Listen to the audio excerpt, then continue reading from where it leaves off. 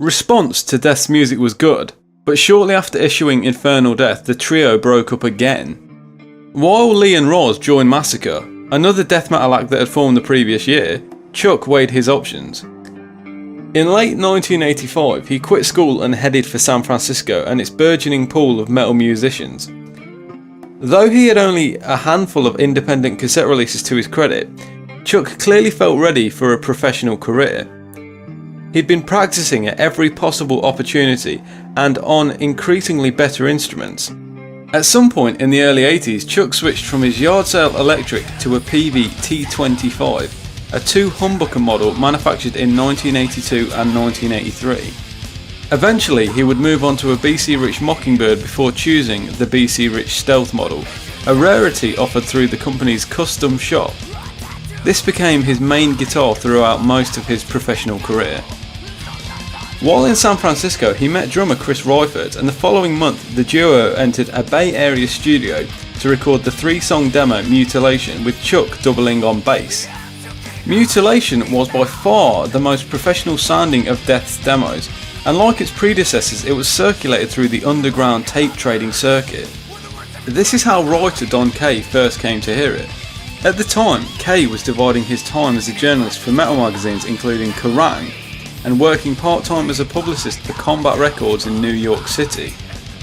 The heavy metal record label formed in 1984 and quickly found success when it signed Megadeth and released their 1985 debut, Killing Is My Business and Business Is Good.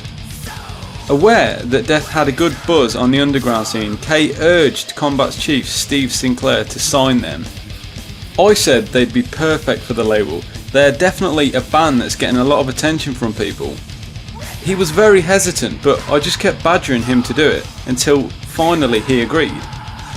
Titled Scream Bloody Gore, Death's Combat Records debut was released upon an unsuspecting public in May 1987. Slowly, the metal community was beginning to buzz about Chuck Schuldiner, the wild death metal guitarist from Orlando, Florida. 2 years of travelling between coasts had convinced Chuck to make his home in Florida near Altamont Springs. When Reifert decided to stay in California, Chuck went about creating a new death lineup, a process complicated by his demanding standards. Henceforth, he would be the group's only consistent member. On Death's second record, 1988's Leprosy, Chuck turned for studio support to Massacre, the death metal band Rick Ross and Cam Lee had joined in 1985. By this time, Lee had left the group, replaced by Bill Andrews. With Massacre bassist Terry Butler on board, Chuck was freed from 4-string duties. Musically, Chuck was continuing to grow, his philosophical side emerging in Pull the Plug, a song about life support and the right to die. The group reconvened for 1990's Spiritual Healing with virtuoso metal guitarist James Murphy replacing Roz. The album marked a breakthrough in Chuck's music and lyrics. Turning his attention to the daily headlines, he found Every Day, America a place of tune-worthy horrors. Living Monstrosity spoke to the crack epidemic and the drug's effect on unborn fetuses, while Altering the Future laid out what he saw as the implications of abortion. At a time when death metal was in danger of becoming a grunting, Satan-glorifying parody of itself, Spiritual Healing showed that the music was important and that Chuck Schuldiner was undeniably the person to show the way forward.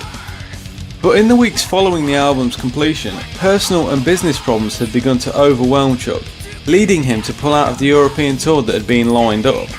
To his surprise, his band members decided to go without him and perform as Death. Chuck hired an attorney and gained the rights to the name. After all, Death is still my band, he told Arno Polster in the March 1991 edition of Germany's Rock Hard magazine. I thought they were my best friends, but I was wrong. At all times, musicians are replaceable, friends are not. Chuck had never needed an excuse to fight for his music. Now handed one, he responded with devastating force. Human, his follow-up to Spiritual Healing, was a calculated retaliation to his former bandmates who claimed he was washed up to the media, which painted him as a narcissistic monster, and to anyone deluded enough to believe his detractors. This is much more than a record to me, he told Metal Hammer's Robert Heeg in the December 1991 issue. It's a statement. It's revenge. Certainly, the intricacy and nuance of Chuck's songwriting make it clear he had not spent the past year lying around. He had been striving to give Death a more technical sound, and on Human he succeeded. Chuck's musical growth continued with Death's next 2 albums, Individual Thought Patterns and Symbolic. But by 1997 he was beginning to tire of his role as guitarist and frontman. As early as 1993 he had told Guitar School, "In the future I plan to do a more melodic, straightforward metal side project with a singer in the Rob Halford style." Now he planned to set Death aside to develop just that sort of group with Control Denied. Christie says he just wanted to try something with a more traditional metal singer because he was a huge fan of bands like Iron Maiden, Manowar and bands like that. I don't think he ever wanted to stop doing Death full time because he knew how much that band meant to people, but he was ready for a break. But first he wanted to make one more Death album for his new label Nuclear Blast, titled The Sound of Perseverance. It was Death's most aggressive, progressive and technically challenging album.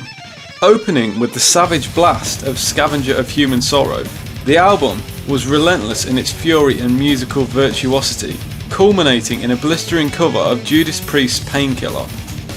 Released in 1998, The Sound of Perseverance was Death's 7th album, and in the opinion of many fans, their best. Once the album's tour was completed, Chuck began work on Control Denied's debut in early 1999. The sessions were well underway that May when he began to experience pain in his upper neck, which he believed was caused by a pinched nerve, possibly from strain. An MRI exam proved he was right about the pinched nerve. Unfortunately, it was caused by a tumour growing at the base of his brain. On May 13th, his 32nd birthday, Chuck was diagnosed with pontine glioma, a rare type of brainstem cancer that typically affects children. Jane said, "Chuck's doctors determined that he had that tumour from childhood, with no symptoms at all to alert us through the years. The tumour's sensitive location made it inoperable, and Chuck underwent radiation therapy to control its growth.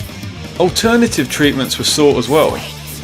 Because he had no medical insurance, a common situation for many musicians, even those signed to label contracts, Chuck's treatment was paid entirely out of pocket. In all, his family spent some $90,000 for his therapies. During that time, Beth put her real estate deals on hold to take care of Chuck and raise funds for his treatment. November brought the release of Control Denied's debut, The Fragile Art of Existence. By then, fans knew of Chuck's condition and many assumed that the band's name and the album's title were a reference to his illness, though both had been chosen before his illness was known. In the first days of 2000, Chuck and his family learned of an experimental surgical procedure that could treat his condition. Nearly half the tumour was removed and what was left reportedly had necrotised. The tissue was effectively dead. Chuck's prognosis for a full recovery looked good. Work moved ahead on a new Control Denied album, tentatively titled When Man and Machine Collide. But when Chuck's symptoms recurred in early 2001, his worst fears were realised. The tumour had begun to grow once again, invading areas of the brain too sensitive for surgery. Having been once abated, the cancer now returned with a devastating vengeance. Chuck lived on his own until early in 2001, says Jane, when I went to his house to stay with him during the day and eventually full time. By May, his doctors believed surgery was possible and should be performed immediately. Once again, bureaucracy blocked the door to Chuck's recovery. Though he had obtained medical insurance since his first operation, his insurer refused to pay for the second surgery, estimated at $70,000 to $120,000, because the tumour existed before the start of the coverage. The Schuldinas, having exhausted their funds on his previous treatments, did not have the $30,000 down payment required for his surgery. Responding to Chuck's dire condition, numerous artists including Pantera, Disturbed, Red Hot Chili Peppers, Marilyn Manson, Korn and Slipknot donated merchandise for an online auction to raise funds. Chimera solicited donations while on the road, while benefit concerts were organised by metal acts worldwide. The outpouring of support was enormous. Although Chuck's condition improved by November, his weakened state left him vulnerable to infections. Late in the month, he contracted pneumonia and was placed in the hospital. He was released on December 13th and returned home. 1 hour later, at 4 p.m, Chuck's body gave up. He died as one imagined he would have wanted, at home surrounded by his family. At the end, says Jane, he thanked me for the golden memories of his childhood. It's not putting too fine a point on things to say that Chuck lived for his music and died for it too. Clearly, had he chosen a more lucrative occupation, or sold out to play a more popular style of music, Chuck might have had the financial means and benefits to beat his disease. But selling out was an unknown concept to him. He was incapable of doing less than following his heart. Chuck gave not just his music, not just a genre of music, but also an example of how an artist lives his life without compromise and on his own terms. His music is timeless, says Christy. It still sounds as fresh as it did when it came out. I'm extremely lucky to have been not just a part of the band but also a close friend of Chuck's. He inspired me and he continues to inspire me every day. He is clearly not alone. I still receive so many emails from Chuck's fans, says Jane. I know from them that Chuck is remembered not only as a great musician but as someone who made and continues to make a difference in their lives. He inspires them still. Not all those fans are adults who grew up with Chuck's music. Many, says Jane, are as young as 11. Just think, another generation is discovering Chuck's music. He would be so proud. Shaldina's legal affairs regarding the music of Death and Control Denied were in a state of disarray at the time of his passing but have since been rectified. The Shaldina family and Relapse Records have entered into a new partnership that will see the proper release of Chuck's musical legacy over the next 2 years, including many of his old demo and rehearsal tapes and full album reissues. It all begins in May 2010 with the first time availability of Death and Control Denied albums, with the exception of Symbolic, on iTunes and other download services.